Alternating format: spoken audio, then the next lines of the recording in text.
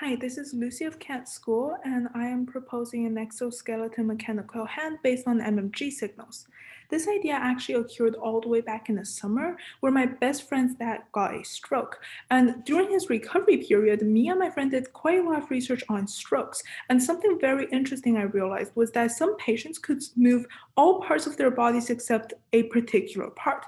And we tried out different parts of our bodies, and the most inconvenient turned out to be the hand, since we need our hands so much in daily lives. We needed to pick up a pencil, grab a water bottle, or just in hand gestures when we're talking with each other.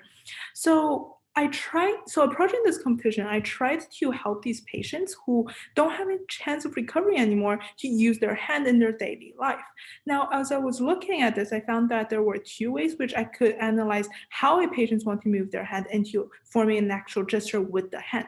First, I would have to create a exoskeleton which would move the hand through outside force. Since they can't move the muscles in their hand, a skeleton would actually push the different knuckles on their hand so that they can form different gestures. Now, with that, the hardest part came. The hardest part was how to transfer something the brain thinks into outputting that result into the exoskeleton so that the exoskeleton actually moves.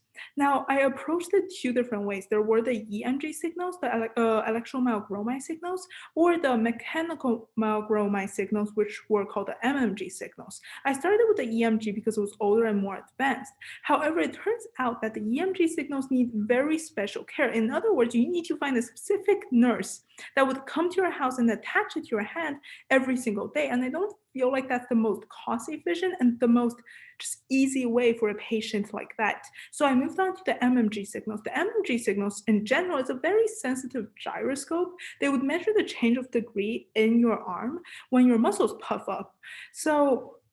And with that, they measure out how your muscles want to move. And then, as I was able to obtain data of how my muscles on my arm move, I was able to input this data into a neural network. The neural network would analyze this set of data of our arm muscles and then output a result of how the patients might want to move their hand. For example, if I move this muscle on my hand, it might mean I want to move the middle finger of my hand.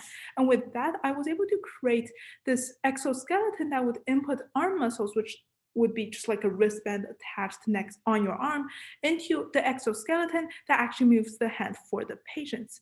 With this project, I hope at least I'd be able to propose a possibility for these patients who basically have lost hope of moving their hands ever again to actually, hey, you can continue your daily life even with your stroke, even without a chance of recovery. You can do things by yourself. You don't need to be carried by family members anymore.